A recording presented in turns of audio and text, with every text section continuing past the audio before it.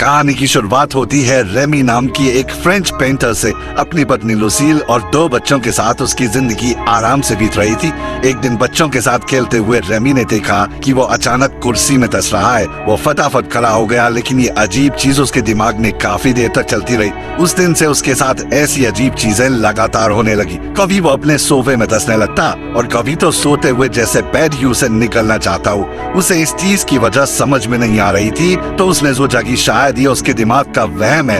एक दिन रेमी अपने बच्चों के साथ स्टूडियो में था। गलती से वो पानी का नल बंद करना भूल गया, जिससे पूरा का पूरा स्टूडियो पानी में डूब गया। इस छोटी सी गलती की वजह से उसका पूरा करियर बर्बाद हो चुका था। उसने कुछ बची कुची पेंटिंग्स को बचाने की कोशिश की, लेकिन उसी वक्त वो फिर से जमीन में धंसने लगा। इस बार वो खुद को बाहर नहीं खींच पाया और किसी दूसरी दुनिया के समंदर में पहुंच गया। इस दुनिया में 1 नहीं 2 नहीं बल्कि 3 सूरज थे। तभी कुछ आदिवासियों ने उसे देख लिया और उसकी तरफ तेजी से भागने लगे। रेमी घबराकर पीछे हट गया और उसे वापस किसी ने पानी में खींच लिया। अगले ही पल वो अपनी दुनिया में वापस था। रेमी जानता था कि ये सिर्फ एक सपना नहीं हो सकता। घर लौटकर उसने लूसियल को इसके बारे में बताया, लेकिन वो भी मानने को तैयार नहीं थी। असल में उसकी बीवी तो किसी और के ख्यालों में गुम थी। लूसियल को अपने बॉस डॉक्टर गेलर से प्यार हो गया था और अब वो उसी के साथ रहना चाहती थी। एक ही दिन में रेमी अपनी करियर के साथ साथ अपनी बीवी से भी हाथ धो बैठा था। मानो मुसीबतों का पहाड़ उस पर टूट पड़ा हो। रेमी ने फिर भी उससे शांति से बात करके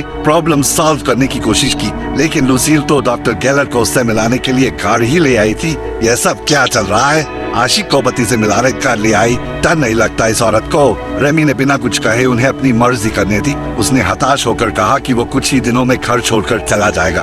इसके बाद वो अपने परिवार के पास मदद मांगने पहुंचा। उन्होंने भी कुछ देर उसकी बात सुनी, लेकिन किसी ने ज्यादा ध्यान नहीं दिया। निराश होकर रेमी कॉफी बनाने के लिए रसोई में चला गया। एक बार फिर से अजीबोगरीब चीजें होने लगी। घर की बिल्ली अचानक हवा में ही जम गई। रेमी ने उसे पकड़कर इधर उधर घुमाया, लेकिन वो तो जैसे खिलौना बन गई थी। उसने अपने परिवार को आवाज लगाई, लेकिन उसे एहसास हुआ कि उसके आसपास की सारी चीजें थम सी गई हैं। समय एक ही जगह पर रुक चुका था। जमीन भी धीरे धीरे लिक्विड बनने लगी और रेमी एक बार फिर से उसमें धंसता जा रहा था। आँख खोली तो उसने देखा कि वो जंगल के बीचों बीच था। उसने आगे चलकर देखा कि कुछ आदिवासी एक जानवर को मारकर पका रहे थे। उसने उनसे मदद मांगी, लेकिन वो रेमी को ही अपना खाना बनाने के लिए उसके पीछे भागने लगे। रेमी भी अपनी जान बचाने के लिए ट्रेन की स्पीड से भागा। कुछ ही देर में वो एक गांव में पहुंचा और एक गुफा में जाकर छिप गया। तभी एक जोरदार शक्ति ने उसे वापस खींच लिया और वो धड़ाम से अपने घर में जाकर गिरा।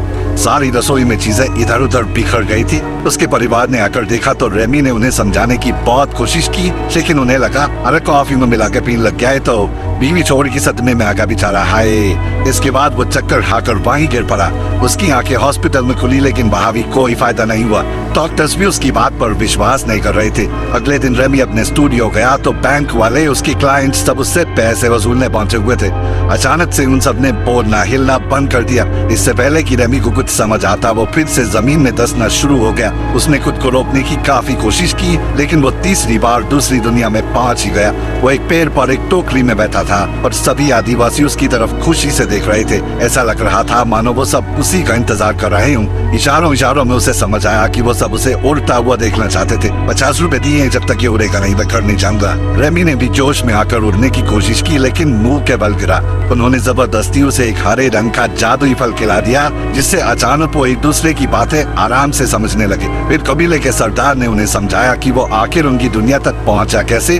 असल में सभी आदिवासी ज़ूतान नाम के एक भयानक राक्षस से परेशान थे। वो किसी को भी उठाता और मार कर खा जाता था।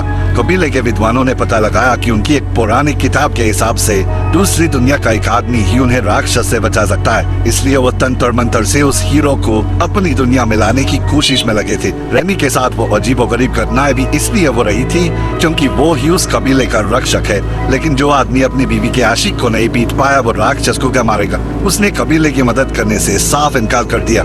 लेकिन आदिवासियों ने उसका मन बनाने के लिए उसे एक चट्टान से उल्टा लटका दिया। फिर उसे एक गुफा में रखा गया, जहाँ बैठकर उसे राक्षस से लड़ने का प्लान सोचना था। भूख लगने के कारण रेमी ने जैसे ही वहाँ रखा एक तरबूज उठाया, वो वापस अपनी दुनिया में पहुँच गया। इस बार उसने लोगों को अपनी कहानी बताई ही नहीं। वो जानता था कि कोई यकीन तो वैसे भी नहीं करेगा। इसके बाद वो एक लाइब्रेरी में जाकर अपनी मुश्किल का हल गूगल से पूछने लगा, लेकिन गूगल के पास भी इसका कोई हल नहीं था। अब उसने भर भर के प्रोटीन देना शुरू कर दिया ताकि वो ताकतवर बन के ज़ूतान को हरा सके। अगली बार वो दूसरी दुनिया में नए जोश के साथ पहुंचा। कबीले वालों ने उसे एक तलवार दी और ज़ूटान से बचने की तरकीब के बारे में पूछा। उसने सभी आदिवासियों को एक नए गांव में बसने को कहा और रास्ते में उनकी सुरक्षा करने का वादा किया। उनकी मान्यता थी कि जो भी गांव की सरहद के बाहर कदम रखेगा उस पर आसमान से बिजली गिर जाएगी। रेमी ने सबसे पहले सरहद पार करके दिखाई कि कुछ नहीं होगा और देखते ही देखते उसके पीछे सारा गांव चलने लगा। अब सबको यकीन हो गया था कि रेमी ही उनका हीरो है। कुछ घंटों बाद ज़ूटान के 2 आदमियों ने उनका रास्ता रोक लिया। उन्होंने सबको गांव लौट जाने को कहा, लेकिन रेमी ने उनका बहादुरी से मुकाबला किया और तुक्के से एक को तो मार भी दिया। कुछ देर बाद उन्हें खबर मिली कि ज़ूटान उनके कबीले पर हमला बोलने वाला है। अपनी दुनिया में वापस आकर रेमी ने युद्ध कला और इतिहास के बारे में किताबें पढ़नी शुरू कर दी। वो लड़ाई की टेक्निक्स और तरकीबों के बारे में पढ़ने और समझने लगा। उसे एहसास हुआ कि युद्ध जीतने के लिए लड़ने वालों में जोश जरूरी है। अगली बार जब वो उनसे मिला तो उसने एक जबरदस्त भाषण देकर उनमें अपने और अपने परिवार के लिए लड़ मिटने का जज्बा भर दिया। कबीले का हीरो होने की वजह से रेमी भैया को लड़कियों की कमी तो थी नहीं, लेकिन फिर भी वो किसी की तरफ आंख उठाकर तक नहीं देखता, क्योंकि वो अभी भी अपनी पत्नी से प्यार करता था। कुछ देर बाद वो अपनी दुनिया में वापस आया और अपने बेटे के साथ थोड़ा समय बिताने लगा। जब रेमी कबीले में लौटा तो उसने देखा कि लड़ाई तो पहले ही छिड़ चुकी थी। वो लोग ज़ूटान की आर्मी से बुरी तरह हार रहे थे और लोगों को मरने से बचाने के लिए वो वापस उन्हें अपने ठिकाने पर ले आया। इसके बाद रेमी ने उन सबको आगे का प्लान बताया। अगले दिन वो सो रहे दुश्मन सैनिकों के पास गया और उनकी बेइज्जती करनी शुरू कर दी। किसी को थप्पड़ दिए तो किसी को चिढ़ाया और सबको अपने पीछे लगा लिया। उसका प्लान सही जा रहा था। दुश्मन सैनिक उसका पीछा करते हुए खाली जमीन पर आ गए और वहीं रेमी ने अपनी सेना को वार करने का ऑर्डर दे दिया और खुद भाग कर एक खोखले पेड़ में छिप गया। आदिवासियों ने तीरों से हमला कर दिया, जिसमें आधे दुश्मन मारे गए और बाकी मैदान छोड़कर भाग निकले। सबने रेमी के सामने सर झुकाया, क्योंकि वो ही उनका असली हीरो था। युद्ध के बाद वो सब एक नई जमीन पर बस गए। रेमी अब उनका राजा बन चुका था। अपनी मॉडर्न नॉलेज से उसने गांव में काफी नई नई चीजें बनवाई। धीरे धीरे उन्होंने बहुत तरक्की कर ली। वहाँ रेमी को एक भगवान की तरह पूजा जाता और वो हर समय लड़कियों से घिरा रहता। वहाँ रहकर उसने एक मोनालिसा जैसी पेंटिंग भी बना दी।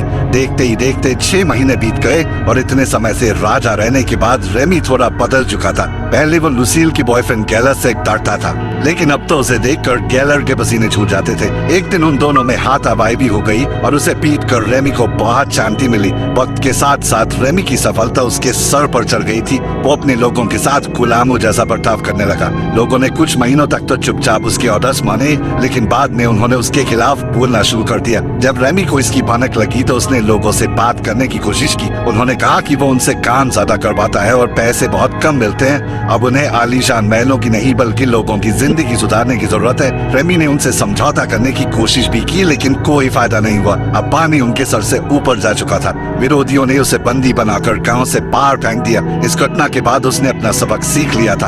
अपनी दुनिया में वापस आकर रेमी ने एक दोस्त से मदद मांगी ताकि वो फिर से अपना स्टूडियो शुरू कर सके। उसने घमंड को अपनी जिंदगी से बिल्कुल निकाल फेंका। उसकी जिंदगी में डेल्फिन नाम की एक औरत आ गई और दोनों एक दूसरे को पसंद करने लगे। लेकिन जैसे ही डेल्फिन ने पहली बार रेमी को किस किया, वो एक बार फिर से दूसरी दुनिया में पहुंच गया। गांव के लोगों ने एक बार फिर से उसे बुलाया था, क्योंकि मान्यता पूरी करने के लिए ज़ूटान को मारना जरूरी है। हालांकि रेमी इस सब में नहीं बनना चाहता था, लेकिन उन लोगों ने जबरदस्ती उसे ज़ूटान की गुफा में धक्का दे दिया। लड़ाई के दौरान ऐसा लगने लगा कि अब तो रेमी की खैर नहीं। उसने भाला उठाकर यूं ही कहीं भी फेंक दिया और वो सीधा जाकर ज़ूटान की छाती में लगा।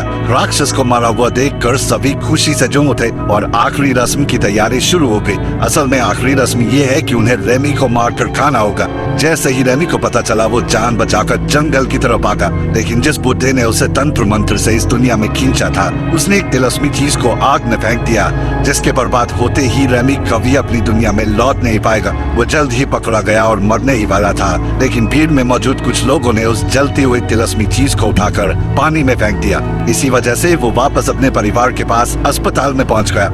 लुसील और डेल्फिन दोनों वहीं मौजूद थी। जब डेल्फिन को पता चला कि उनका डाइवोर्स अभी फाइनल नहीं हुआ है, तो उसने फिलहाल रेमी से दूर रहना ही सही समझा। उसे मरता देखकर लुसील को एहसास हुआ कि वो अब भी रेमी से ही प्यार करती है, और वो बॉस के साथ चक्कर तो उसकी बहुत बड़ी गलती थी। कितनी दोगली औरत है ये। लेकिन अपने सख्त लौंडे रेमी ने कहा, ओके दीदी बाय। उधर दूसरी दुनिया में आदिवासियों ने रेमी का बहुत बड़ा स्टैचू बनाकर अपने हीरो के रूप में उसे याद किया। आखिर में हम देखते हैं कि लूसील और रेमी एक बीच पर अपने बच्चों के साथ थे। उन्होंने एक बार फिर से एक नई जिंदगी की शुरुआत की। यहाँ अपना रेमी पिघल गया। तो तुम्हारे हिसाब से उसे लूसील पर भरोसा करना चाहिए या नहीं? कमेंट्स में जरूर बता।